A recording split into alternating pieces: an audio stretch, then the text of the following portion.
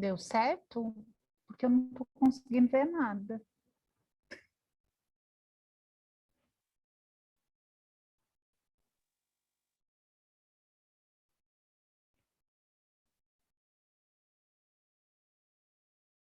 Ah, agora deu. Para escrever, né, Ana Borges? É, para escrever ali no... Pode, lógico. Tentar escrever.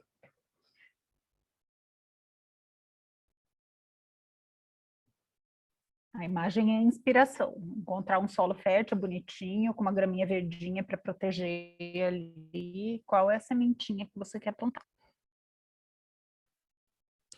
E guarda essa sementinha.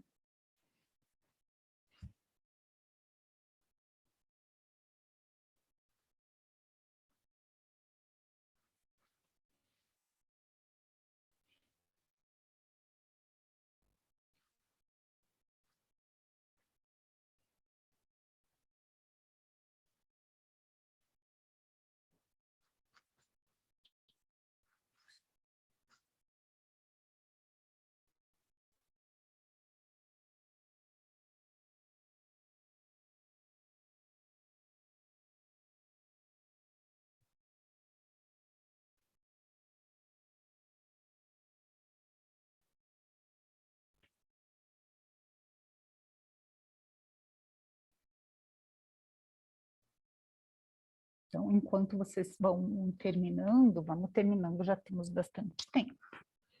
Né? Vou apresentar as meninas que vão aqui conversar com a gente, se dispuseram a estar aqui com a gente, já dedicaram um tempo para a gente gravar os podcasts, né? Hoje é super colaborativo, temos 2 podcasts, um podcast com 4 pessoas, né? Mais 3 pessoas aqui junto com a gente, tem bastante construção conjunta.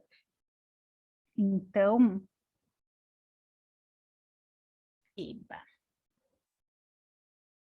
então vou aproveitar para ir lendo o que vocês comentaram. Então, aqui, compartilhar expectativas boas de crescimento, de aprendizado, de partilha, o terreno é fértil, quer promover a superexistência, muitas ideias e conexões, semente do respeito mútuo nas ruas, pedestres e ciclistas como protagonistas protegidos pelos mais fortes, os motorizados, chuva de ideias para molhar as sementinhas, que lindo!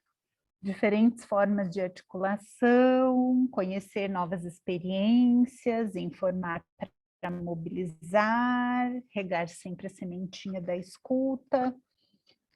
Uau, já tem uma pergunta aqui. Como processos colaborativos e participativos podem representar oportunidades genuínas para incorporar questões de diversidade e equidade social nos projetos? Se isso for uma pergunta, guarda mesmo essa pergunta para fazer agora.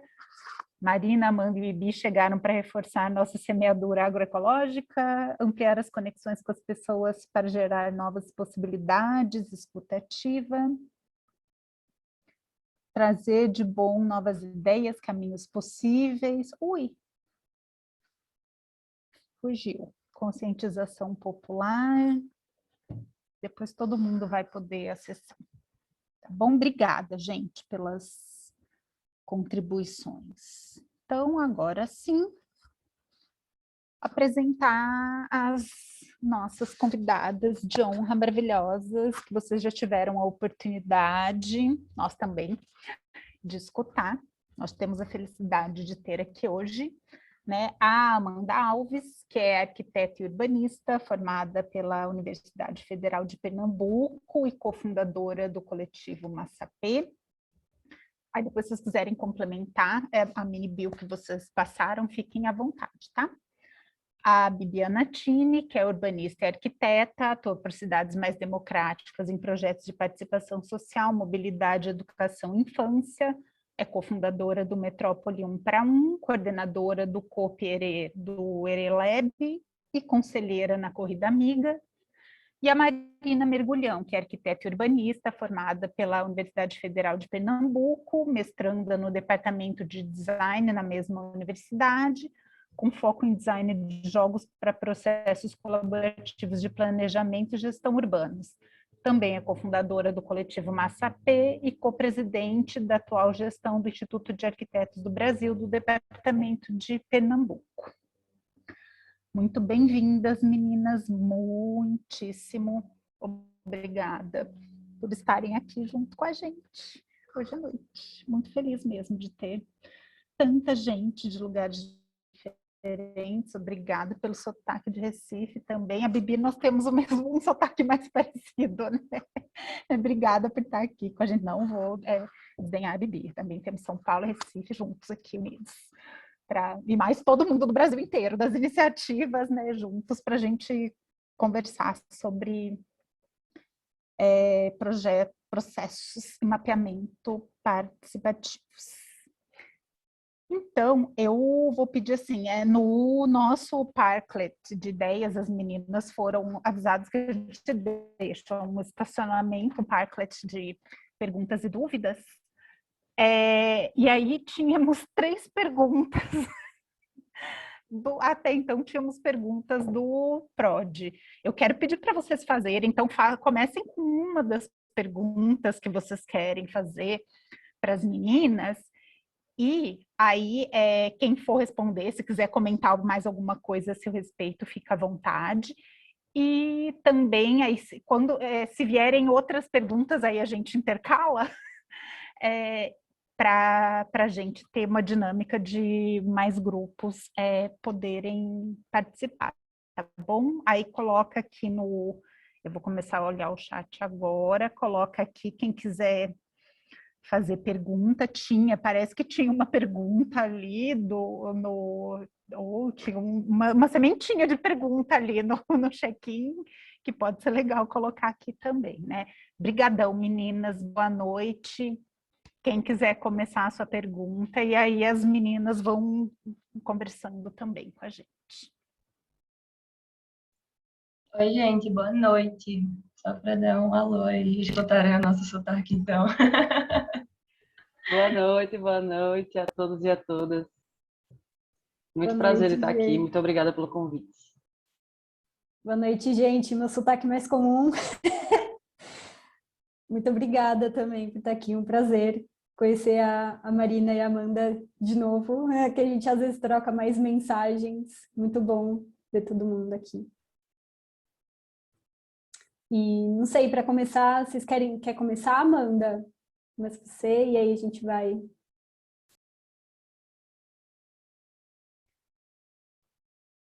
Eu vou pedir vocês tem alguma coisa que vocês querem falar para dar um quebra-gelo no pessoal? Porque já temos 3 perguntas do PROD. Eu queria pedir se o pessoal do PROD não quer fazer as perguntas, né? Não estamos esperando aí.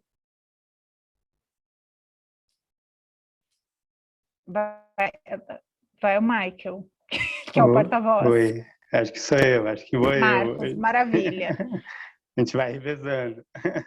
Show. Boa noite, meninas, meninos, tudo bem? Vamos lá, vamos ver se eu acho aqui a pergunta.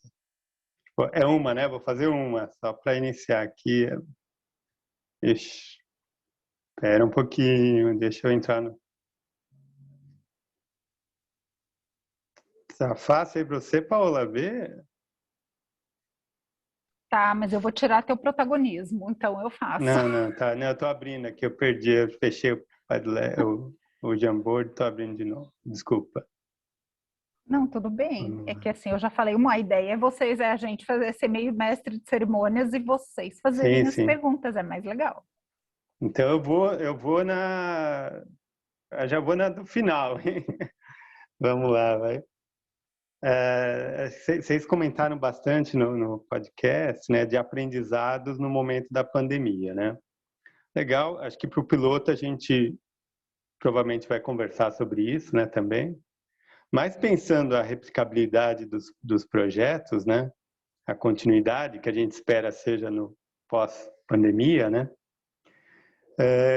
Que aprendizados que vocês levam, né, assim, dessas metodologias, das adaptações que vocês fizeram, o que vocês acham que vocês incorporariam nos métodos habituais, mais presenciais que vocês tinham? Então, quais são os aprendizados desse período para o pós-pandemia, e assim esperamos, né?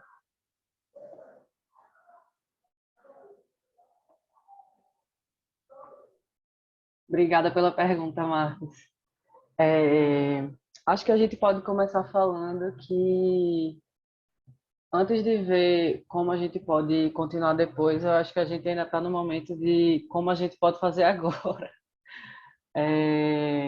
O Massapê, ele não parou, né?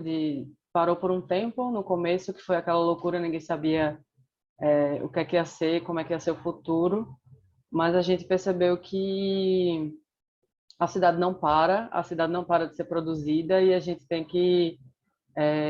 teria que atuar nesse processo também, até porque para pensar na cidade como na coletividade, né? A gente está num momento que é tudo muito individualizado, cada um na sua casa. A gente do Massapê que trabalha com espaço público, a gente estava vendo os espaços públicos esvaziados, né?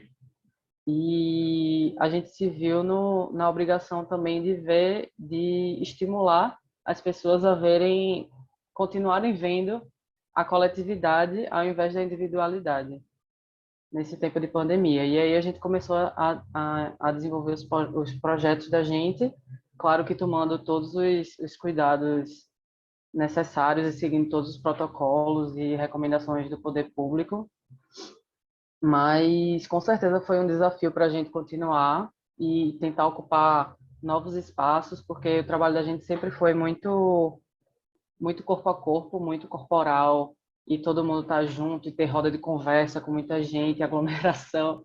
Então, foi realmente um desafio para a gente testar novas ferramentas, novos métodos de participação e de engajamento que não promovessem a aglomeração e o contágio do coronavírus, mas a gente também aprendeu que a gente pode ocupar novos espaços, né? Novos espaços virtuais, como até o LabMap, eu acho que é um exemplo desse, né?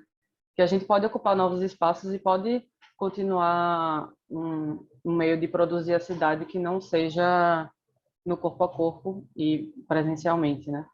Acho que esse é o aprendizado que a gente teve nessa época que a gente estava vivendo agora. Não sei se Mari quer completar alguma coisa.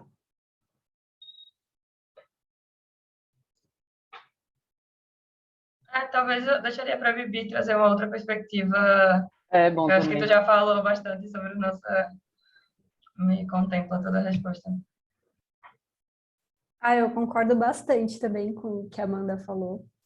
E eu acrescentaria, assim, que dentro da experiência que eu tenho tido, não só com Metrópole 1 para 1, mas também nas minhas outras práticas, é que eu acho que foi bem como eu falei no podcast, a gente às vezes acha que está dando uns passos para trás, mas você começa a perceber algumas práticas que elas podem ter essa continuidade depois, né, de uso. Acho que essa parte da escuta, ela me mostrou que é muito importante. Eu já tinha visto alguns trabalhos que tem bastante esse desenvolvimento da escuta, não só direcionada para o que a gente quer, né, no resultado final da nossa ação, mas uma escuta realmente da pessoa, igual a experiência que eu tive com as crianças numa escola pública na Zona Norte, aqui de São Paulo. Eu achei que foi muito importante ter... perguntar para elas como elas estão se sentindo nesse momento. Eu acho que isso ajudou com que elas se sentissem à vontade de continuar no processo, sabe? Da atividade, de mandar, às vezes, os desenhos, os vídeos. Por mais que a participação não tenha sido tão forte, eu senti uma diferença, assim, pensando em todas as dificuldades, né? Esse modo online, ter conseguido ainda essa aproximação. Então, acho que vai ser algo que eu vou continuar praticando nas próximas atividades, tentando ter esse momento de escuta sempre no processo, essa escuta mais direcionada para a pessoa, não para o projeto em si. E eu acho que uma outra coisa que também pode ajudar nessa questão não só de continuidade, mas replicabilidade, também a gente continuar se embasando no contato através de dados. No Metrópole 1 para 1, a gente fez uma pesquisa com o Sampapé, que é a pesquisa Acesso aos Espaços Públicos na Pandemia, que a gente está até na 3ª edição, criando um banco de dados mesmo. E isso foi muito interessante, porque ele trouxe uns dados muito importantes para pensar nesse pós-pandemia, sabe? Então, acho que criar também esse repertório nesse processo, acho que foi algo que já era algo que a gente já fazia antes da pandemia, né? Criar dados e desenvolver dados para eles nos guiarem dentro desses processos de trabalho, mas acho que a gente vai continuar isso de um jeito mais firme, sabe? Não só ali no presencial, como a gente fazia antes da pandemia, mas no formato online também, porque deu para chegar em lugares que às vezes no presencial a gente não consegue, seja por conta de verba, porque não dá para ter tantos pesquisadores em tantos lugares ao mesmo tempo, dependendo da metodologia. Então, acho que isso foi aproximando até para algumas ferramentas, assim, né, de Smart Cities, que tem tentado colocar alguns processos, trabalhar alguns processos de um jeito mais tecnológico. Então, acho que, e olhando esses modos de fazer, eu acho que vão ajudando a desenvolver esses dados de um jeito melhor, assim, né, a alcançar mais pessoas. Então, acho que é uma prática no pós-pandemia que acho muito válida, ter uma continuidade também. Só acrescentar uma coisa que eu lembrei agora que Viviana estava falando. A gente também desenvolveu o processo de pesquisa agora durante a pandemia, e uma coisa que a gente fez, que a gente deu muito certo e a gente com certeza vai levar para outros projetos pós-pandemia, é que a gente usou muito os pesquisadores que a gente usou e as pessoas que a gente conversou, que trabalharam junto com a gente, foram pessoas que moram no território. Então, as pessoas que faziam os questionários, as entrevistas, eram pessoas da própria comunidade. E isso fez toda a diferença para a gente. Tanto a gente não precisou se deslocar para lá, para o território, e aí evitou esse contato, e as pessoas que moram lá já tinham contato com as outras pessoas, então foi muito mais fácil essa articulação e com certeza engajou muito mais no projeto, foi ótimo. Foi muito bom a Amanda ter falado isso, que a gente tentou uma coisa semelhante também, não exatamente desse jeito, mas teve um trabalho que a gente teve que fazer algumas entrevistas e a gente não conseguia estar lá 100%, então a gente tentou achar as pessoas chaves, né? Então, no Ruas Vivas, que foi até o projeto que eu comentei no podcast, a gente encontrou um grupo cultural muito legal, eles se tornaram uns parceiros muito importantes, que eles foram esse agente-chave que nos mostrou outros agentes chaves do território, e eles foram fazendo essa replicabilidade das ferramentas que a gente tinha criado, que a gente precisava ter essa escuta, né? Então, foi bem legal também. Voz fez uma pergunta aqui no chat, eu vou falar e vou responder. Ela perguntou se essas pessoas eram pagas e se elas recebiam algo. Sim, elas recebiam algo, elas foram contratadas para isso. Até para estimular, né, a mão de obra local. Muitas pessoas ficaram desempregadas nesse momento de pandemia e a gente quis estimular isso também.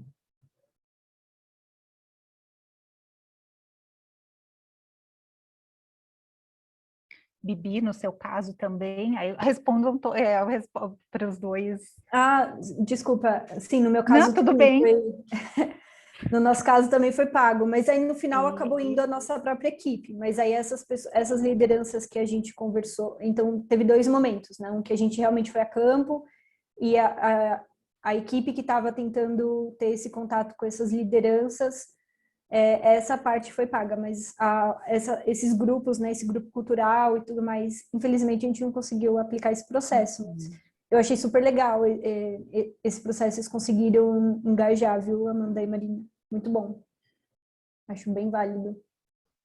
Bacana, meninas. Pessoal, tem alguém que não seja o pessoal do PROD, tem alguma pergunta? Senão vamos soltando as perguntas deles e só eles vão ficar super tinindo em relação a novidades. Eu sei que todo mundo comentou bastante coisa nos podcasts né? Mas tem umas perguntas interessantes. Então, Sol, tem alguém, se o Marcos fosse o porta-voz oficial, se alguém vai se candidatar, se candidate. Vai, Quero Beatriz. fazer uma pergunta. Oi, gente, boa noite. Eu sou Beatriz. Eu sou do coletivo Flutua. E eu fiquei pensando assim, mesmo nesse tema mesmo que a gente está conversando, a gente gostaria muito de fazer um mapeamento, um questionário na cidade. Só que a gente está trabalhando a cidade de uma forma mais ampla, assim. Mas eu achei muito interessante, assim, vocês terem tido essa possibilidade de ter alguém para fazer o questionário, de poder, inclusive, retribuir financeiramente. Eu fiquei pensando como que foi a busca, assim, por essas pessoas nessas comunidades, assim, a Bibiana falou que teve o Centro Cultural, né, mas vocês, por exemplo, do Coletivo Massapé, como que vocês acharam essas pessoas, assim, vocês tiveram que ir lá a primeiro momento, ou como que foi essa busca, assim? Que eu também não sei o projeto que aconteceu lá, né? Eu posso responder essa agora. Então, Beatriz, esse projeto, ele se chama Pulsa Bairro. Tem mais informações se tu quiser ver, enfim, relatório e tudo mais, para não me alongar aqui. Mas ele foi um projeto que iniciou antes da pandemia. E ele tem um fator, assim, muito importante para todo o processo, que é uma coisa até que a gente falou no podcast, que é a articulação de base. Então, ele acontece numa comunidade que tem uma instituição que é muito presente no local e ela já tem décadas de história naquele espaço, então existe uma organização de base muito forte, né? Ela é esse ponto de encontro entre diferentes grupos, diferentes instituições do local. E é uma instituição educacional, então ela já desenvolve processos educacionais, né, ao longo de toda a história dela, e principalmente focado em jovens.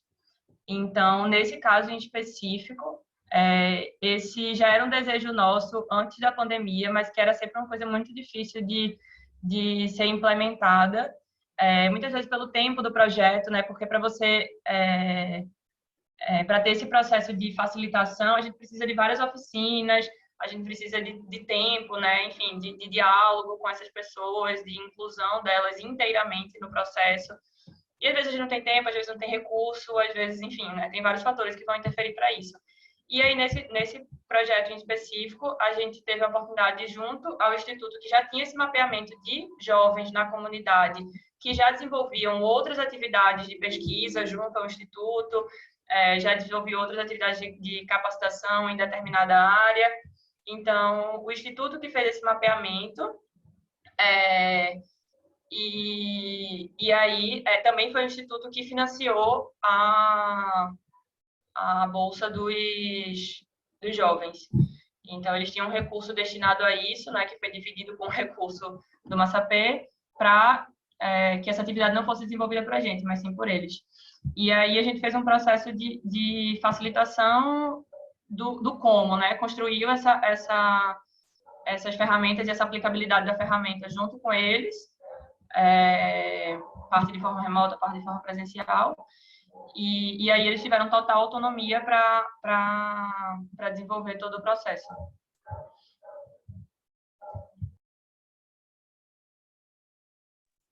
Obrigada.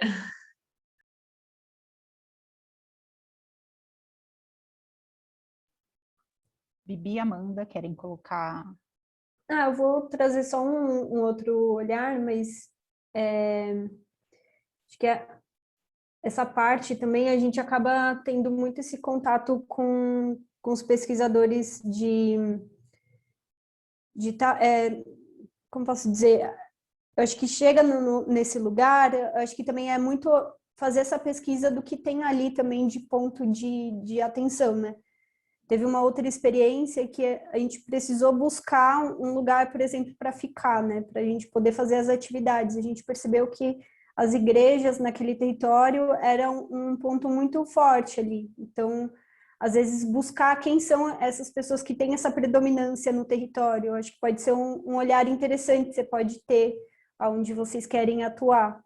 identificar se é uma liderança comunitária, se é uma liderança de jovens também, se é um grupo religioso ou de comércio, o que é essa predominância que tem no território.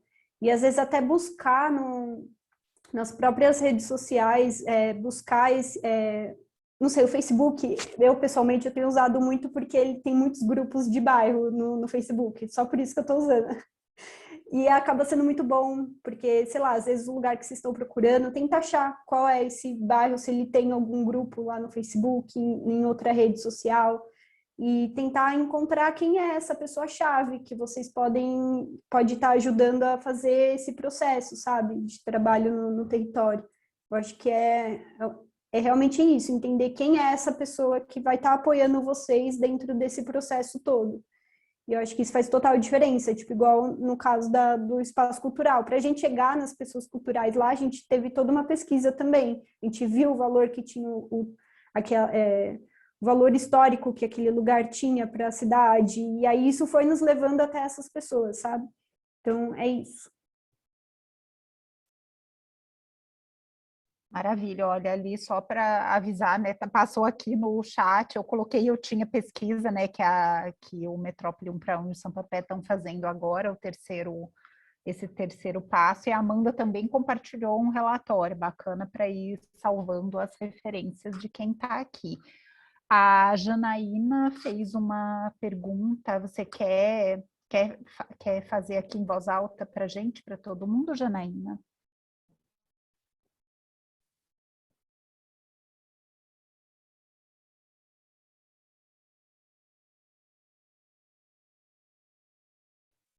Tá sem... Peraí. Deixa eu ver se eu consigo te tirar do mudo.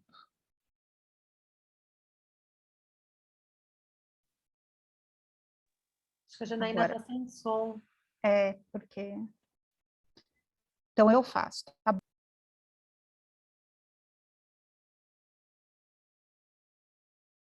Agora eu me pus no mudo também, ótimo. Deixa eu pegar aqui a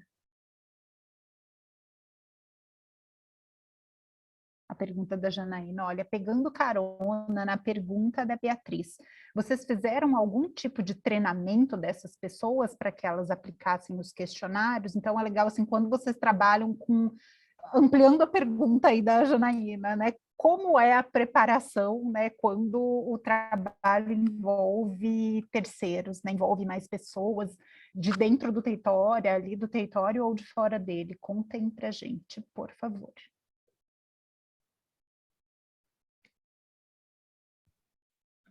Acho que no caso do projeto do Massapê, como esses jovens, como a Marina falou, eles já desenvolviam outras atividades com o Instituto, eles já tinham todo esse diálogo com a instituição de base da comunidade, acho que ficou muito mais fácil, assim, eles já tinham feito outras pesquisas que não tinham sido com a gente, pelo Instituto, e aí ficou muito mais fácil para a gente, mas a gente fez, sim, uma facilitação com eles, foi pergunta por pergunta da entrevista, deu dicas, deu um roteiro de conversa que a pessoa tinha que ter com o entrevistado, viu o mapa, né, com eles, instruiu em relação ao mapa, ao preenchimento das entrevistas com o mapa. Então, houve sim uma facilitação e foi presencial. Mas, assim, como o Instituto ele tem uma sede na comunidade, então ele disponibilizou e a gente tinha salas à disposição da gente para a gente fazer esse tipo de facilitação.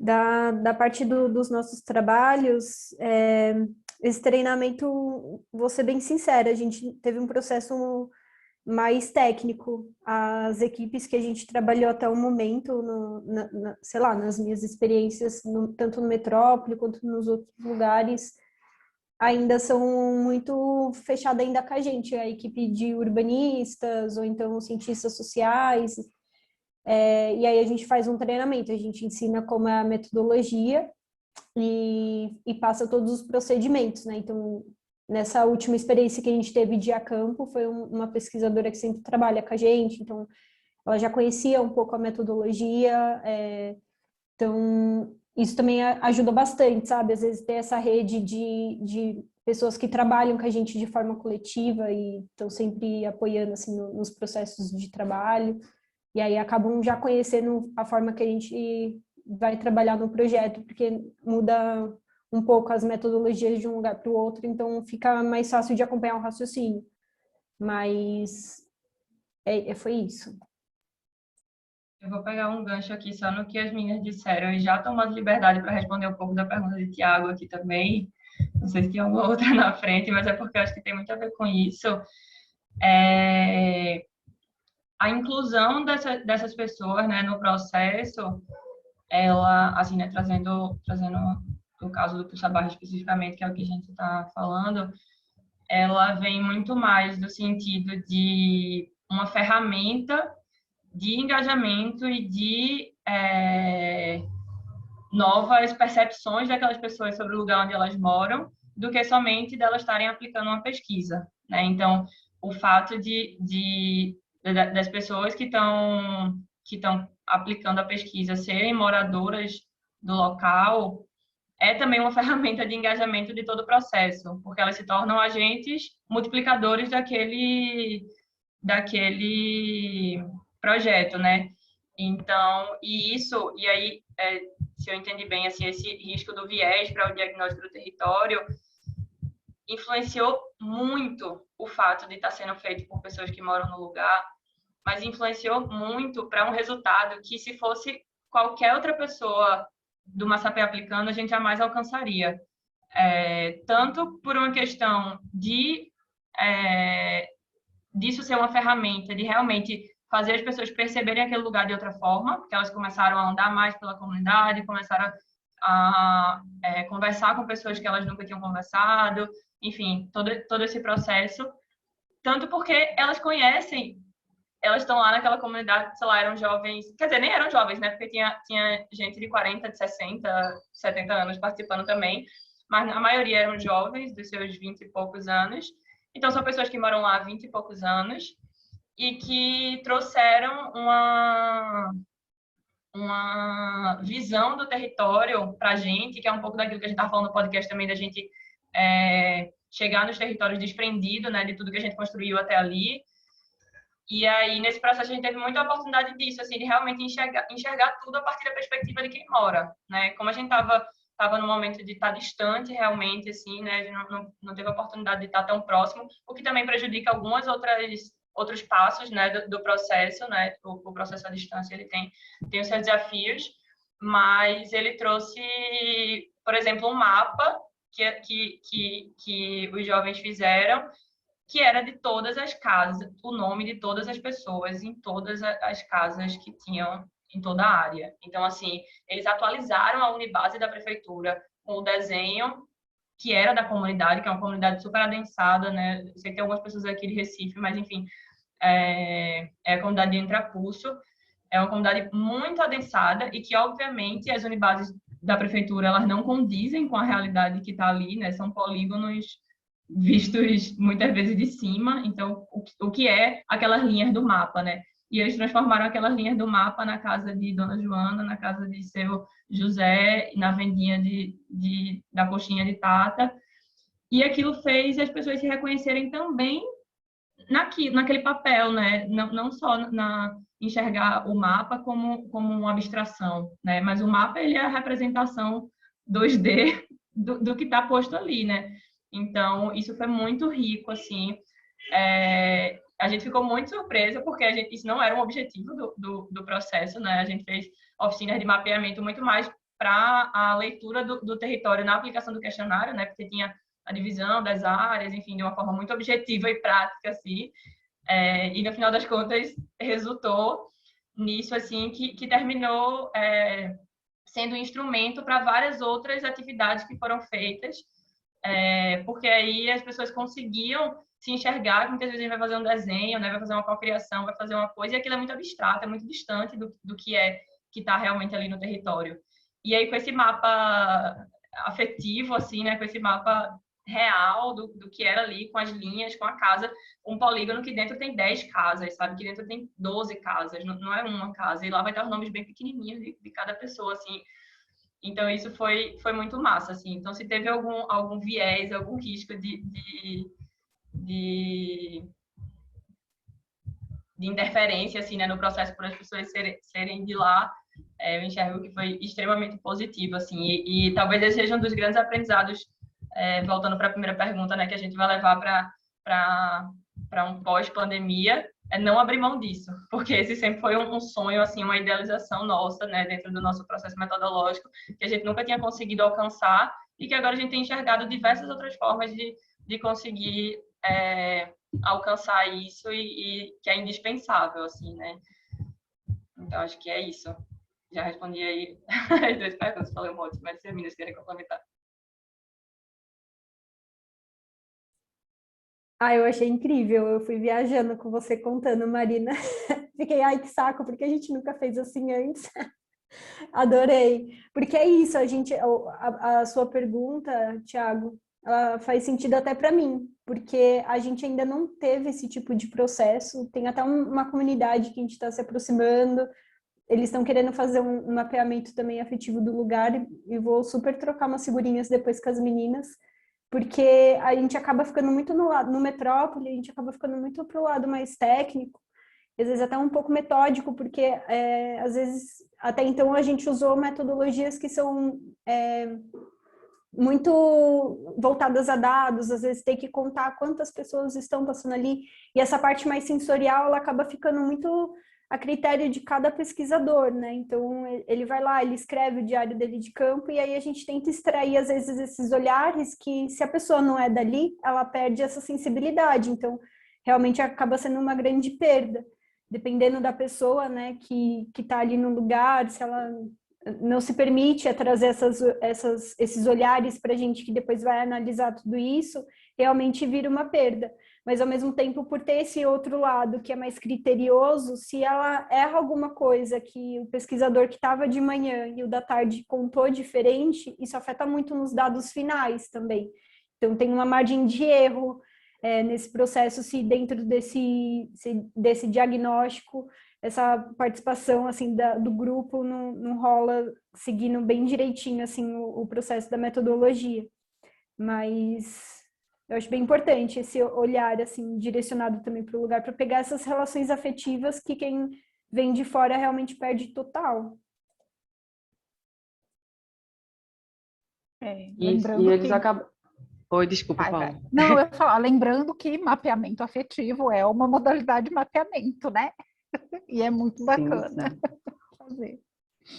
Não, só dizendo que o que a gente tinha planejado antes, os pesquisadores eles deram muito mais do que a gente pediu para eles. A gente pediu para eles fazerem uma coisa e eles nos deram muito mais material. Foi muito mais rico o projeto por causa da presença deles, com certeza. E como Mari disse, acho que o principal aprendizado desses projetos que a gente fez durante a pandemia, com certeza a gente não vai abrir mão disso nos próximos projetos. Que eu acho que é um... Eita, desculpa, vai vir. Pode falar. Não, você ia falar um pouco disso que tu estava falando, Vi, também, que, tipo, a gente também, até esse projeto, toda essa parte de diagnóstico, a gente entendia que era muito um papel nosso, assim, né? E aí é sempre esse processo de desconstrução, assim, né, Perna? A gente vai estar eu não sei, imagino aqui que nem todo mundo aqui é arquiteto e urbanista, mas arquiteto e urbanista especificamente eu visualizo, assim, que tem essa dificuldade de se desprender um pouco desse saber técnico, assim, sabe? E aí... E o saber técnico da forma como a gente faz, né? Porque tem diversas formas de implementar todas essas ferramentas que a gente utiliza, né? De contagem, enfim, de tudo isso. A gente sempre faz isso também, entendendo que é o nosso papel, né? De fazer esse diagnóstico. E aí, talvez essa oportunidade desse trabalho, que foi na pandemia, né? Uma coisa totalmente inesperada, assim, ele foi mais um empurrãozinho, assim, para a gente, nesse processo de desconstrução, assim, né? De entender que que tem sempre como incluir as pessoas em todas as etapas, assim. A gente sempre fala muito, né? Incluir as pessoas em todos os processos de planejamento, de desenho, de execução, de gestão. Mas sempre vai existir uma divisão, assim, né? Até, claro, normalmente, né? A divisão dos atores urbanos, né? Nem todo mundo dá para fazer tudo, né? A gente tem uma divisão evidente disso, assim, deveria ter pelo menos, né? Mas eu acho que sempre vale a gente fazer um esforço, assim, né? De estar tentando buscar ferramentas, então, que dê para incluir as pessoas naquela atuação. E isso, para fazer isso, não precisa se desprender também do resultado técnico, né? Do resultado objetivo, porque realmente os dados, eles são fundamentais, assim, é uma tristeza o que a gente está vivendo atualmente do desmonte, né? Dessa produção de dados do Brasil, mas ele não precisa ser feito só pela gente, né? Eu acho que esse foi o grande aprendizado, assim, e colocando as pessoas como ativas nesse processo, e não só como executoras da pesquisa, né? Mas elas são agentes na construção e na implementação da ferramenta, né? Eu acho que isso foi um grandíssimo aprendizado, assim, nessa desconstrução desse ser, que é o arquiteto urbanista. Desse ser, muito bom, porque é isso, né? Esse bicho louco que a gente é. Porque eu concordo muito, você falou, viu, Marina? Até nesse trabalho que eu tive com as crianças, você foi falando, eu fui lembrando também de umas etapas que a gente teve 3 momentos, assim, de escuta com as crianças. E a ideia era justamente a gente tentar fazer essa aproximação delas, e um processo que a gente ainda não chegou dentro da metodologia é que a gente quer que a criança ensine a criança.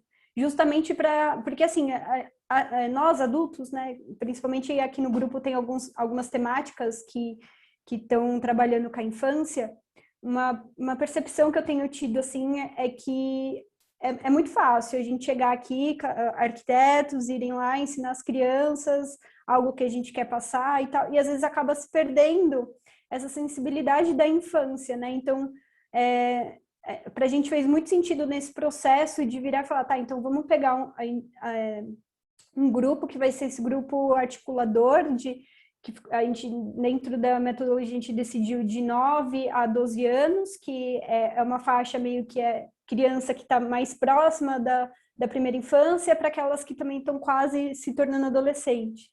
A gente conversar com elas, criar a metodologia com elas, para depois elas ensinarem as menores, fazer todo esse processo de desconstrução da metodologia que elas aprenderam, para elas ensinarem como elas querem ensinar as crianças menores, para depois ensinarem as maiores, e junto a gente conseguir extrair esse diagnóstico, né, desse olhar para o território escolar e tudo mais, e depois ir com elas para os conselhos participativos e tudo mais. Isso era um processo que ia acontecer nesse trabalho que eu comento no podcast, que é esse da escola aqui da Zona Norte, que a gente ainda não conseguiu chegar. A gente tem esse desejo, mas ainda não foi possível ver se na prática funciona. Porém, tem um projeto de um curso de extensão da CIL, que aqui da Corrida Amiga, que está aqui com a gente, que o Metrópole tem colaborado. E teve uma atividade que a gente fez em 2019, que foi muito isso, da gente trabalhar, às vezes, essas questões mais técnicas que a gente faz muito com o arquiteto, de ir lá para a rua, tentar desconstruir um pouco esse técnico pesado, para elas também trazerem as sensibilidades delas. E foi numa dessas que eu percebi isso, sabe? Conversando ali com as crianças, falei, tenta lembrar como que era para você avaliar como era a primeira infância, você tem 9 anos. Quando você era menor, sua mãe deixava, você vinha aqui sozinho, como que era essa sua relação? E aí ele ia lembrando, sabe? Ele conseguia ter um pouco esse tato. Então, faz muita diferença realmente a gente conseguir entender essas sensibilidades, que eu acho que foi até um comentário que fizeram aqui no chat, que esses levantamentos etnográficos, eles variam muito, né, de cada trabalho. Então, é isso, a gente está trazendo olhares que às vezes tem um processo que é muito técnico, que a gente reconhece que faz parte, assim, muito do nosso perfil, e a gente vê a importância de desconstruir isso, para a gente conseguir tirar, sabe, extrair esses olhares tão ricos que vêm da vivência das pessoas que estão ali, né? Essa experiência de vivência que ela é tão rica e às vezes a gente não consegue extrair ela o suficiente, porque a gente acaba sempre se prendendo a moldes que tem que ser replicados do mesmo jeito em todos os lugares. Mas é isso, o que está sendo mágico nesse processo todo é que eu sinto que está sendo muito incomum, assim, dos dois lados aqui, a gente conversando, é que a gente está aprendendo que dá para fazer de outras formas essas investigações e acho que a gente vai continuar prolongando isso e trocando sempre. Maravilha, estou me segurando aqui para não me meter na conversa. Quando falo das crianças, facilitado. Eu não vejo a hora de dar projeto. certo essa etapa do projeto, Paola. Não, fala, então, assim, eu gosto, acho que um dia a gente tinha que fazer uma coisa dessa junto, que eu trabalho justo com isso. Então. Mas vamos lá. Temos mais Boa noite. Dúvidas? Eu queria falar. Oba! Boa noite, pessoal. Eu sou a Mariana, de Maceió. É, Queria falar sobre as meninas de Recife, né, do Massapê. Eu pude conhecer o trabalho do Massapê em duas situações aqui no nosso Norte e Nordeste, né? Pude conhecer o pessoal em duas situações de encontros de arquitetura, urbanismo colaborativo. E parabenizar o trabalho, né, que vocês fazem. Eu sou uma grande fã do Massapê. Eu acho que grande parte da nossa atuação aqui, do coletivo aqui fora, é baseado um pouco, né, na atuação de vocês também, que é uma forte referência, nossos irmãos aqui do Latim. E queria comentar duas coisas sobre o podcast. Eu gostei bastante. A Bibi, quando fala do cronograma, né, é muito importante seguir, ter ali uma planilha para você poder voltar atrás, ver que você completou ali aquela atividade, poder seguir em frente, né, sempre voltando assim, vendo que você está conseguindo e está fazendo parte do que você planejou. Pelo menos para esse projeto agora que a gente está, do Como Anda, isso está sendo fundamental para a gente, né? Em segundo, eu queria comentar uma questão que as meninas de Massapê falaram sobre a questão de como chegar, né, nas comunidades, que é muito importante a gente, antes de ir lá falar com o morador, falar com o que a gente acha que é o protagonista ali de um lugar, é importante a gente dar uma pesquisada nos líderes comunitários, em grupos que já atuam, de certa forma, na comunidade, né? E aí, puxando um pouco para o projeto que a gente está fazendo aqui, a gente, inclusive, escolheu o nosso público-alvo como sendo essas comunidades, esses líderes comunitários ou grupos que já atuam de alguma forma assim, na comunidade, porque o que a gente está fazendo é pegando um pouco disso que a Marina falou, né, coletando dados, cruzando informações para transformar esses dados em algo que, enfim, algo que a gente ainda também não sabe qual vai ser a proporção que eles vão tomar. Então, devido a isso, um dos fatores da gente ter escolhido nosso público-alvo como sendo os líderes comunitários é justamente por isso, porque a gente não sabe a dimensão que a informação que a gente vai trazer é importante ou se não é, enfim. E a gente sabe que as pessoas que já atuam dentro das comunidades, de certa forma, elas vão conseguir transformar esses dados da melhor forma para a comunidade. Então, eu não sei se ficou um pouco confuso, mas foi para eu concordar um pouco sobre a questão de, antes de chegar no lugar, achando que os nossos conceitos achando da população ou do lugar, né? Importante a gente chegar em quem já atua, de certa forma, com aquela comunidade, né? E é isso, sou fãzaça do Massapê, adorei o podcast. E é isso, meninas. Ah, que querida! Saudade, Mari. Que bom te escutar. Não, definitivamente, né? Isso foi uma coisa que a gente falou lá no podcast, assim. E hoje em dia a gente não tem desenvolvido mais projetos em que não tenham partido de alguma organização local. Assim, praticamente tudo. Não consigo lembrar de algum que não tenha sido assim, mas a gente percebeu a importância que isso tem, assim, da gente não chegar lá no território com uma proposta, um projeto e realmente tentar receber mais isso, né? Estar mais aberto a receber e buscar ser mediador desse processo, né? Identificar que se aquilo é uma demanda nossa, né? Que a gente pode contribuir, ou se é outro ator local que vai poder contribuir.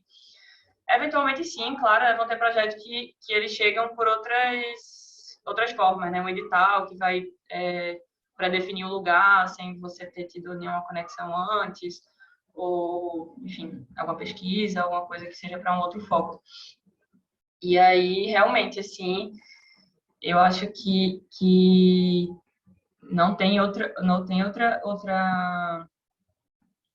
caminho, assim, né, que vá contribuir para esse processo, que não buscar as pessoas que já constroem aquele espaço, né? Porque principalmente nas periferias, né, nas áreas com mais vulnerabilidade social, a autoconstrução, a autonomia dos territórios é o que acontece, assim, né? O poder público dificilmente chega nesses territórios. Então, a cidade já está sendo produzida ali, ela já está sendo organizada, já tem lutas organizadas, já tem muitas vezes já tem pesquisas, né, feitas pelas próprias comunidades, tem articulações locais. E aí, o quanto mais a gente consegue se aproximar disso, né, e complementar aquilo que já está sendo desenvolvido, né, e não querer sempre iniciar uma coisa do zero, né, assim, de partir de um entendimento do que não foi produzido, né, mas sim do que é que tem de abundância e o que é que pode vir para somar, né, naquele espaço. Então, que bom, Mari, que vocês estão conseguindo fazer essa articulação assim, e sucesso aí também no projeto de vocês.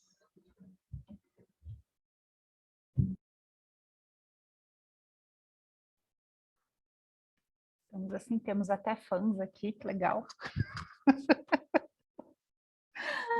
Adorei. Pessoal, tem mais alguém com alguma... Ah, tá, foi um coraçãozinho da Maria. Alguém tem mais alguma pergunta? Senão eu vou passar para o pessoal do PROD, que eu sei que eles ainda têm duas, então...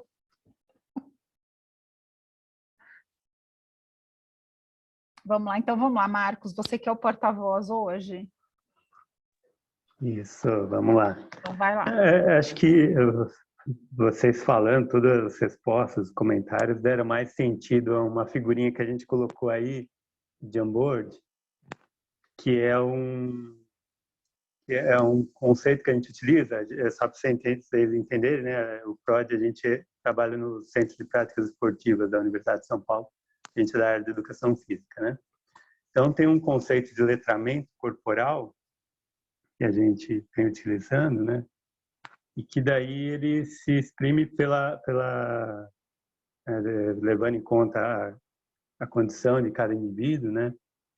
O letramento corporal ocorre pela motivação, confiança, conhecimento, compreensão e competência para a pessoa se engajar na atividade física ao longo de toda a vida, em prol de toda a vida dela, né? Então, esses 4 atributos, né, que a autora desse conceito coloca, né, para o engajamento, me parece fazer sentido também, né, no engajamento, né, seja do pesquisador, né, seja das pessoas no processo, né, de intervenções, de oficinas, enfim.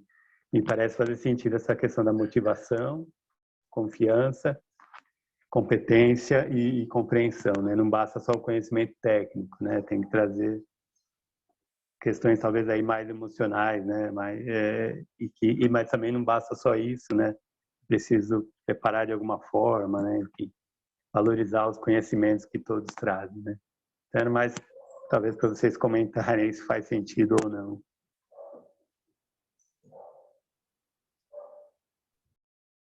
Muito interessante esse método que vocês usam. Realmente, assim, eu nunca tinha ouvido falar, Mari também não, que a gente conversou antes, inclusive, de chegar aqui.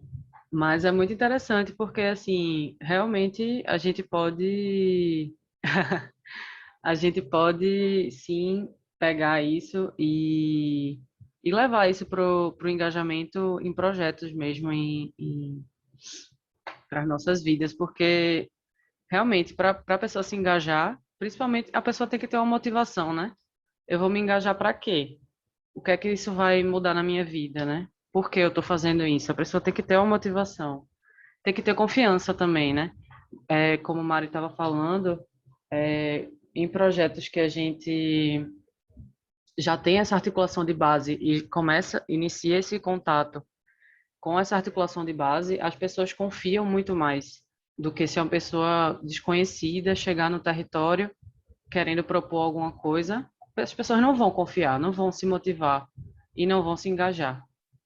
Então, realmente precisam ter confiança no que vai ser feito e no nosso trabalho, e precisam ter conhecimento, além do conhecimento técnico, esse conhecimento mais afetivo e sensível do lugar também. E eu esqueci o outro, o outro atributo. Mas Competência. Exatamente. Mas muito interessante a gente poder ver outras experiências e até para comparar como a gente faz também e como a gente pode melhorar o que a gente faz também. É sempre muito bom a gente ver outras experiências até de outras áreas, né? Vocês são de educação física, eu achei incrível isso.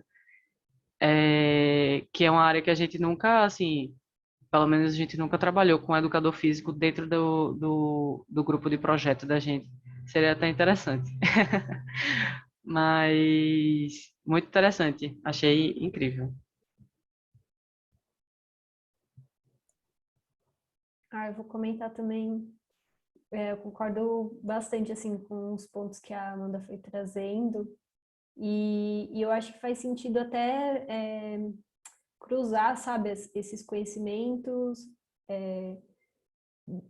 que é motivação, confiança, conhecimento e competência. Eu acho que fazer um cruzamento de tudo isso, sabe, entre os diferentes perfis, eu acho que isso também é bem importante.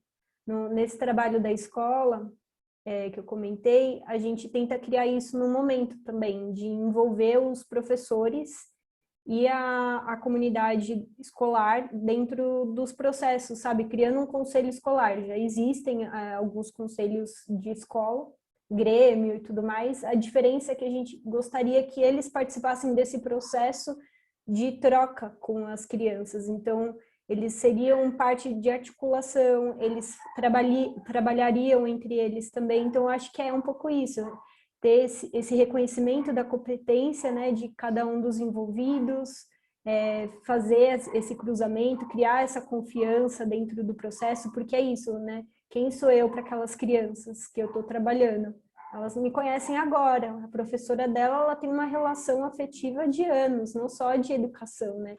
Então, acho que talvez trazendo assim a parte da motivação também, eu acho que talvez encontrar essas pessoas que vão estar criando, ajudando vocês nesse processo, né, dessa metodologia, né, desse educador físico com outros junto, acho que pode contribuir, né, nesse processo também. Mas eu acho também bem interessante, curiosa para ver o resultado disso aí. E vai vir, isso é mote para um mapeamento, né? Total. Colaborativo, não deles, da iniciativa deles ainda. Né? Vai ser bem bacana. Deixa eu ver aqui, tem uma pergunta da Van sobre a importância, vocês viram? Van, você quer fazer? Vamos lá.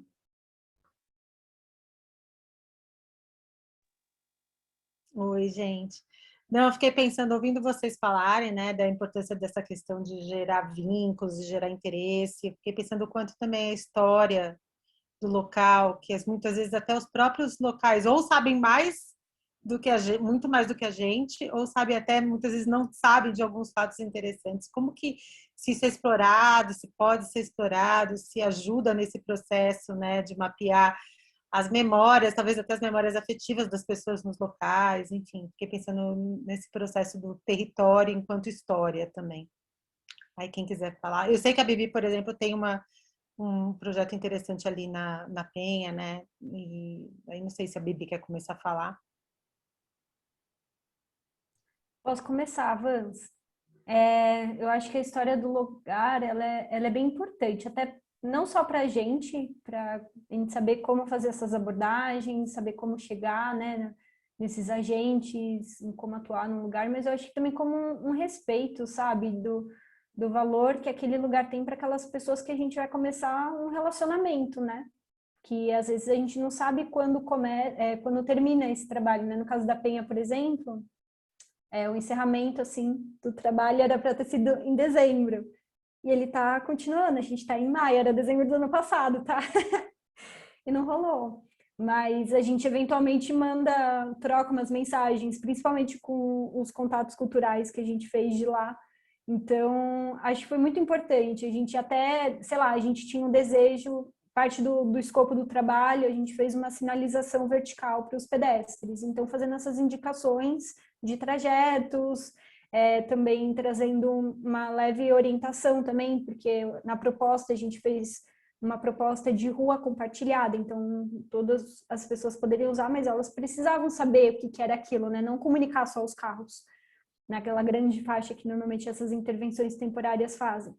Então, a gente também viu esse valor histórico do lugar e a gente, não, vamos perguntar para eles se eles acham que é importante fazer isso. Então, a gente teve até esse desejo de criar um museu aberto, contar essa história, mas aí eles contaram para a gente que existia já algumas contações de histórias diferentes do território e que se a gente fosse fazer esse museu a céu aberto, o ideal seria algo focado só para isso, junto com o Centro Cultural da Penha, junto com os movimentos culturais, junto com a comunidade dos homens pretos lá do Largo do Rosário. Então, para construir em conjunto essa linha histórica, né? Então, é algo que ainda vai acontecer. Então, se a gente não tivesse consultado essas pessoas, não tivesse valorizado essa história local, talvez a gente pecasse com isso, né? A gente ia fazer um processo que não ia ter tido essa participação que a gente busca sempre, né? Ou então a gente ia achar que está ajudando e no final a gente ia contar uma história de uma forma errada. Então, acho que é muito importante valorizar essa história do lugar para a gente ouvir eles nos contando, né? Então, a gente aprende também e respeita também esse processo deles para depois conseguir fazer isso. E aí, na pergunta também, talvez haja a importância do patrimônio. Então, essa importância do patrimônio, acho que nesse caso específico da Penha, ele aconteceu, né? Porque na história a gente achou no Google, achou em trabalhos que ali teve um interesse da especulação imobiliária de fazer um edifício naquela praça, então teve todo um trabalho de tombamento que foi guiado por um antigo padre ali da região, então que isso foi se somando aos esforços também da cultura e de outras pessoas envolvidas, mas eu acho que em outros lugares onde esse processo do patrimônio ele não existe, eu acho que é um pouco o que eu já disse, é valorizar realmente a história daquelas pessoas que vivem ali e construir em conjunto com elas, né? Que eu acho que as meninas do Massapê vão conseguir até contar também um pouco mais sobre isso, que é construir essa história em conjunto, que foi das casinhas, eu fui imaginando as casinhas sendo construídas, que eu também moro num bairro assim bem denso, e eu acho que é interessante mostrar esse olhar para as outras pessoas que nunca vão ter a chance de ir para ali. E nada melhor do que contado pelas pessoas que moram ali, né? Perfeito, Vivi.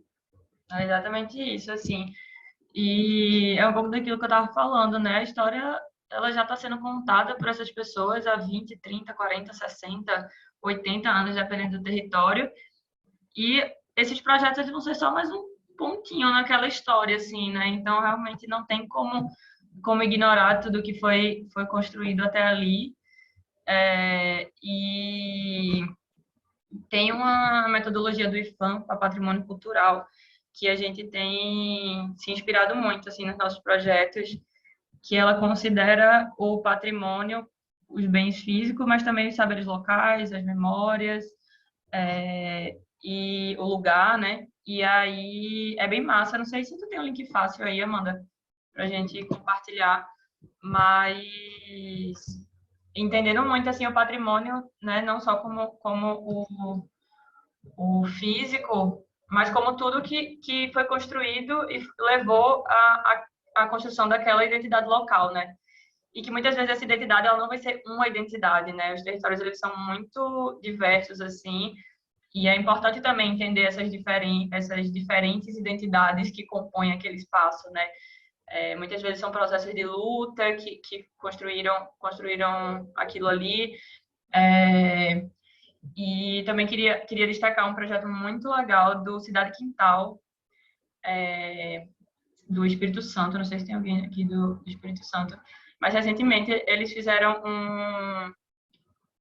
um mural que era eles estão chamando de pintura interativa, se não me engano, que conta a história daquele lugar numa linha do tempo, assim, muito, muito massa. Acho que vale a pena dar uma olhadinha lá no Instagram deles, porque realmente é uma galera muito massa em contribuir para a construção da história daquele lugar, assim. Acho que eles fazem muralismo murais muito, muito massa em relação a isso, assim. E...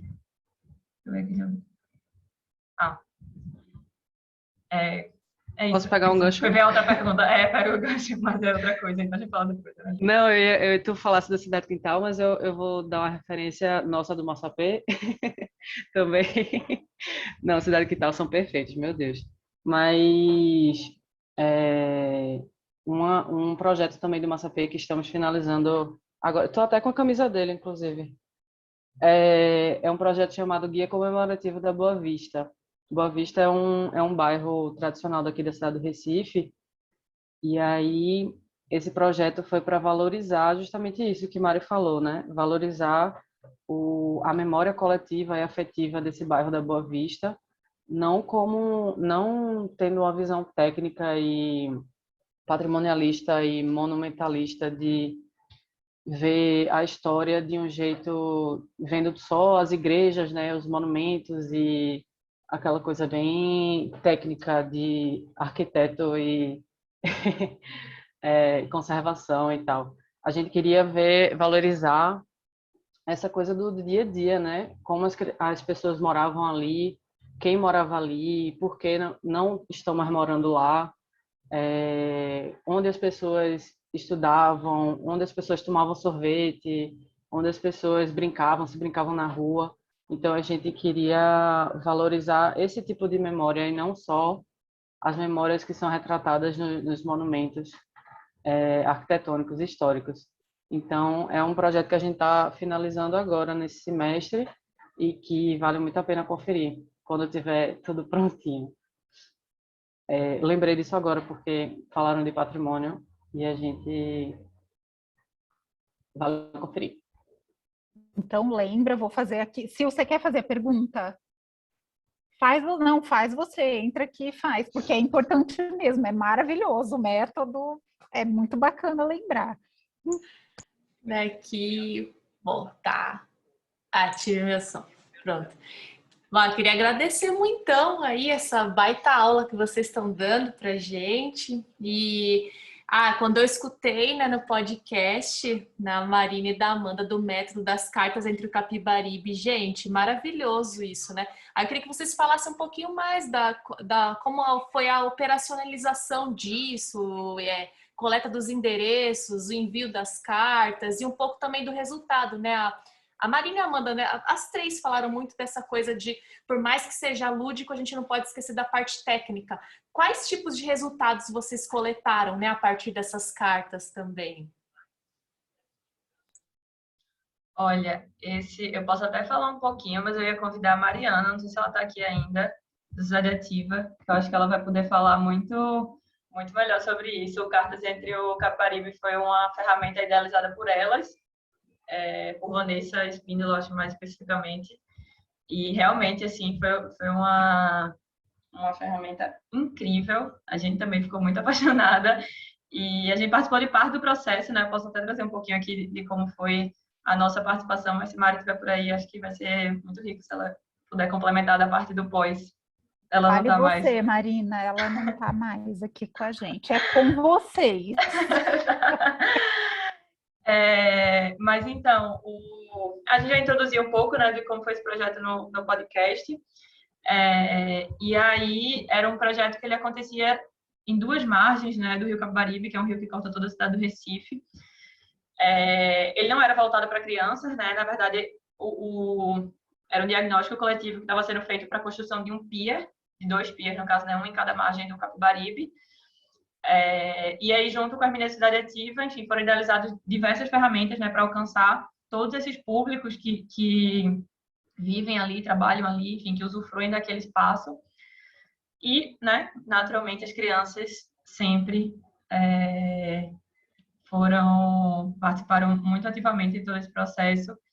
E aí, o Cartas entre o Capibaribe, ele foi realmente uma carta entre o Capibaribe, as crianças de cada... Foram feitos modelos, assim, né, da carta, que tinha um desenho, tinha espaço para escrever e tinha espaço de desenho.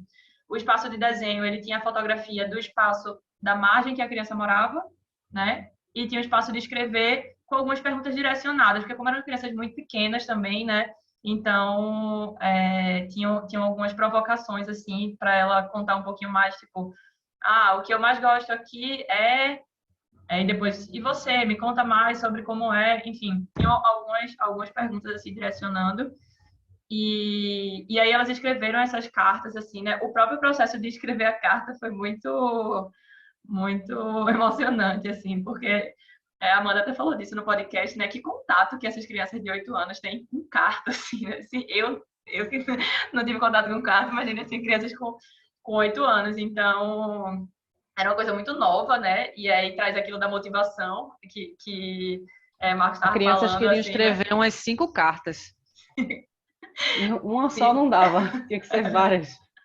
Cada criança queria. Não, e fora que tinha todo o processo de botar no envelope, de colocar numa caixinha. Então, assim, não era só a escrita, né? As meninas se preocuparam muito com toda essa narrativa, né? E com toda essa experiência da ferramenta. E aí elas escreveram, né, as cartas, contando um pouquinho sobre como era o lado da margem que elas moravam. E depois a gente fez esse processo de troca. Ele não aconteceu pelos correios, porque como as comunidades elas são muito adensadas, a gente tem muita essa dificuldade dos correios chegarem na periferia, né? Então, por exemplo, tem uma comunidade que a gente atua que tem uma pessoa que ela recebe todas as encomendas e todas as cartas que chegam na comunidade e dela distribui. Então, assim, ela é um personagem, né, da comunidade. E aí, nessas duas comunidades, a gente não conseguiu identificar, né, essa atuação, então terminou que foi a gente mesmo que foi entregar, e aí fui eu que fui entregar uma das cartas, assim, e foi... Eu não consigo nem trazer o sentimento, assim, para vocês, mas quando as crianças receberam... Primeiro que elas pararam tudo que elas estavam fazendo, né? Estavam correndo na quadra, dando bicicleta, não sei o quê. Pararam tudo que elas estavam fazendo, porque elas sabiam que era o dia de receber as cartas, e ficaram, assim... Primeiro que eu acho que tem muita coisa, assim, quando elas estavam fazendo, eu não sei até o que ponto elas acreditavam que elas realmente iam receber uma carta de volta, né? Então, assim, se elas só iam mandar a carta e de repente ninguém ia responder a carta dela, sei lá. E aí, quando elas viram que realmente a carta chegou para elas e elas conseguiram conhecer um pouquinho, né, daquela criança do outro lado da margem e identificar também essas semelhanças, assim, né, embora sejam comunidades totalmente diferentes, mas as duas são a margem de um rio, que é muito importante para a cidade, então tem dinâmicas muito, muito parecidas. E foi, assim, muito, muito, muito enriquecedor. E aí, o resultado disso, antes da gente entregar as cartas, né, a gente escaneou, enfim, todas as cartas e também fez um processo de, enquanto as crianças escreviam e desenhavam, a gente estava junto para poder identificar um pouco do que aquele desenho significava também, né, que às vezes crianças muito pequenas é difícil fazer essa interpretação depois, se você não participou daquele momento junto com ela. Então a gente fez teve esse cuidado, assim, né, de ir anotando em outro papel depois o que elas quiseram representar ali. E aí isso foi levado para o relatório final e traduzido no projeto, que já está pronto. Não sei se está disponível online. Teve uma apresentação na comunidade, né, do projeto, mas eu imagino que em breve deve estar disponível aí para todo mundo ver, que tem muitas semelhanças com muito do que foi trazido, assim, não só pelas crianças, né, mas também por todas as pessoas que participaram. Não sei se a Amanda quer contribuir, se faltou alguma coisa para eu responder. Eu não vou saber dizer muito sobre esse processo depois do relatório, porque não foi a gente não participou dessa etapa, então por isso que eu tinha falado que Mari poderia... Mas aí vocês podem perguntar para ela depois também.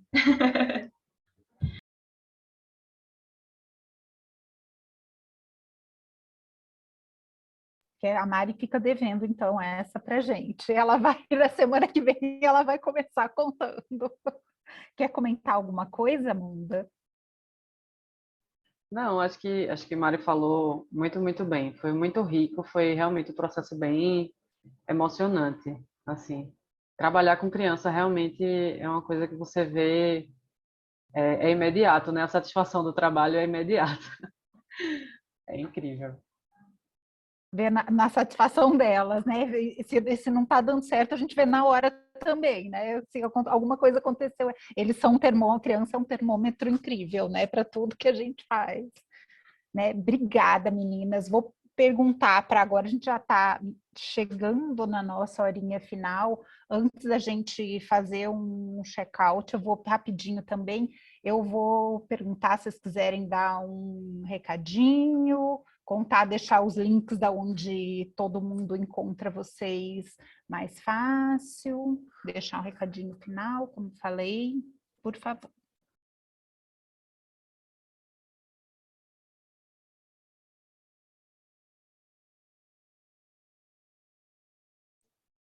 Ai, gente, começa aí.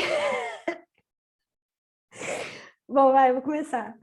Não, eu queria agradecer, eu tô adorando essa conversa. Eu olhei o relógio quando falou, chegou uns minutos finais, eu já...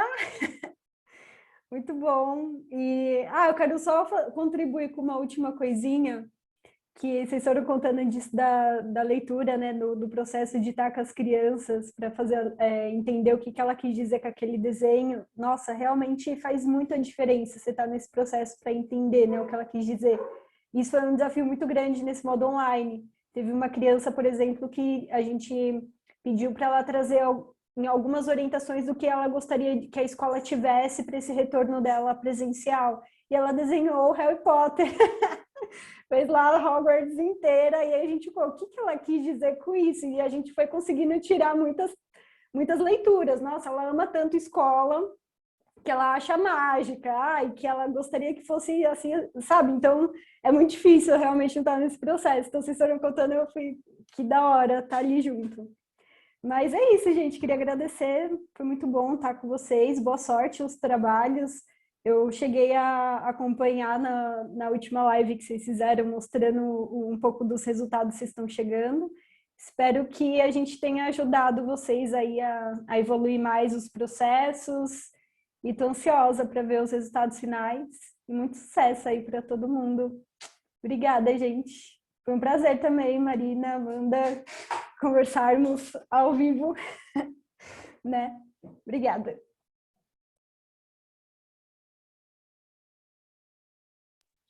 Vai, Amanda. Não, é isso, gente. Muita gratidão por vocês terem convidado a gente e por ver tanta gente interessada e empenhada em realizar mais processos colaborativos e participativos na cidade. Eu acho que a gente fica muito, muito feliz com isso. E é isso, eu botei 2 links aqui no chat. Um é do Instagram, do Massapê, que a gente sempre posta todas as novidades lá, e o outro é com todos os relatórios, todos os materiais. A gente tem relatórios de atividades desde 2019, 2020, 2021, quer dizer, 2021 ainda não. Mas todos os projetos têm relatório lá, então é bem rico de material. Então acessem lá e fiquem ligados nas redes sociais. Eu aproveito e só faço das palavras de Vivi e Amanda as minhas. Não, mas não tem muito mais para contribuir. Foi muito, muito massa. Sempre é legal conversar assim, né? E até falei isso para a Paula e para a Vães, como talvez esse distanciamento possibilita que a gente faça esses encontros à distância, assim, né? Que realmente isso é muito massa, assim, conhecer tantas pessoas de outros lugares. E muito sucesso aí na trajetória de todo mundo, mandando todas as boas energias para esses projetos. A gente está sempre muito à disposição para qualquer conversa, quiser tirar qualquer dúvida depois, ficou com vergonha de falar aqui, então pode mandar uma mensagem para a gente lá no Instagram, lá no site, no e-mail, enfim, fica à vontade, a gente sempre está muito, muito aberta para isso. E se a gente não compartilha as experiências e não compartilha os aprendizados e os desafios, né, não tem por que estar fazendo isso. Então, chamem a gente e é isso. Obrigada, Paola. Obrigada, Vães, também pelo convite. E a todo mundo que está na organização aí do LabMap. Muito Sucesso. mega obrigada, meninas. Eita, muito, muito, muito obrigada, né? Comentei assim, ainda bem que as conversas foram para o podcast, foram uma delícia, ainda bem que elas iam continuar hoje.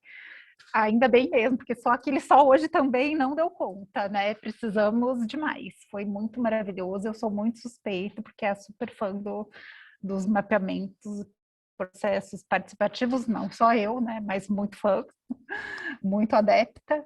E antes, eu vou só dar um recadinho para quem não olhou, um recadinho prático antes da gente ir para o check-out. A gente vai fazer mentoria essa semana, por favor, quem não olhou ainda o... Gente, perdi o Doodle, o link do Doodle, por gentileza, olha, não demora para marcar os horários, tem horário variado e a gente vai ter 2 mentorias agora nesse segundo compasso e recomendamos fortemente, principalmente as equipes que falaram com uma só de nós no compasso passado, que façam as conversas com as outras 2 e quem conversou, por exemplo, com 2 pessoas que tentem ir variando, sabe? Porque é importante pegar visões diferentes, cada um está mais atento para um determinado detalhe do projeto, então é importante ter essa variação das visões, tá? Então, antes da gente ter uma boa noite, descanso, eu vou pedir para cada um aqui lembrar da sementinha que plantou ali no começo do encontro. E agora, vou colocar um novo link aqui para vocês pensarem naquela sementinha, pensarem em tudo que a gente ganhou na conversa, na troca de hoje, e que fruto a gente vai colher depois de plantar essa sementinha e tendo sido regado, adubado, tratada com carinho com essa conversa de hoje. Este é o nosso check-out e a gente vai levar isso também para nossas iniciativas. E aí já podemos deixar as contribuições.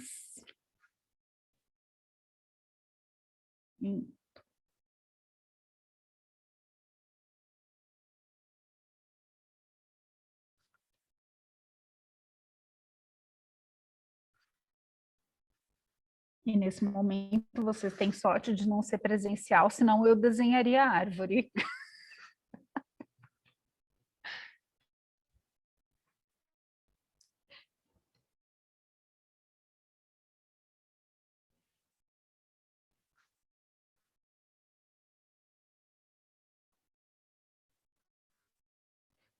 Então já temos uma semeadura aqui.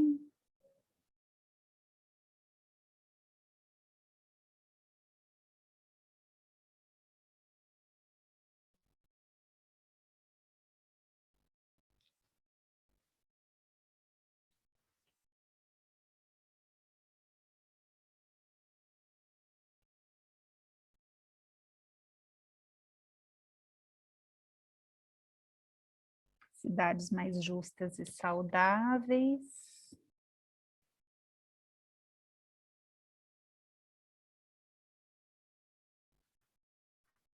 Cidades mais humanas, cidades mais alegres, é isso?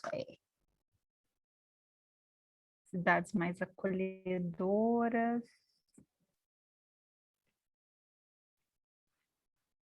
Cidade para viver, andar descalço, ai que sonho.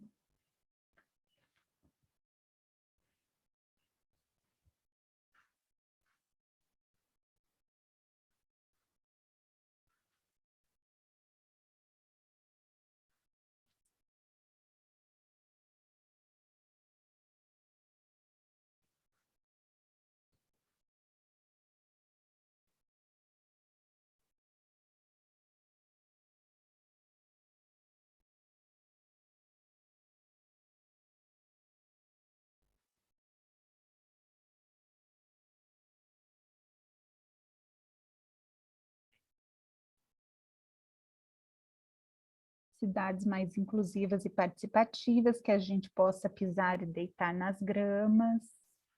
super existir na cidade, é ir além de uma vida de subsistência, gerar abundância nos lugares, além das funções triviais.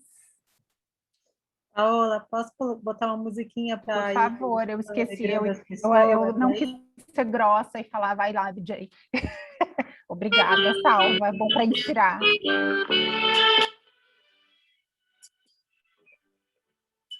Aí a gente vai falar assim, só vou dar um depoimento final, aproveitando essa saída, realmente é muito bacana esse olhar de saberes diferentes, né? Brincaremos no regato até que nos tragam frutos teu amor, teu coração.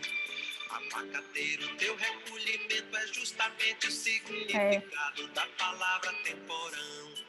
Enquanto o tempo não trouxer teu abacate, amanhecerá tomate, anoitecerá mamão. Espaços públicos de convivência chegando aqui. Porque todo tamarindo tem o seu agosto azedo, cedo, antes que o janeiro doce manga venha cedo também. Boa noite, pessoal. Boa semana para quem estiver indo. Muito obrigada mesmo, meninas, por estarem aqui de novo com a gente. Agora todo mundo junto. Obrigadão.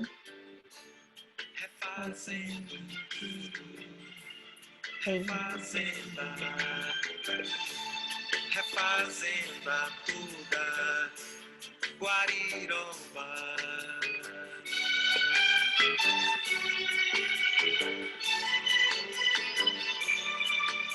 Chegou agora um por maior conhecimento local. Abacateiro, acataremos teu ato, nós também somos do mato, como o pato e o leão. Aguardaremos, brincaremos no regato, até que nos tragam frutos teu amor, teu coração. Abacateiro, teu recolhimento é justamente o significado da palavra temporão. Enquanto o tempo não trouxer teu abacate, amanhecerá tomate, anoitecerá mamão. Abacateiro, sabes ao que estou me referindo, porque todo tamarindo tem o seu agosto azedo, cedo, antes que o janeiro doce manga venha cedo também. Abacateiro, serás meu parceiro solitário nesse itinerário da leveza pelo ar.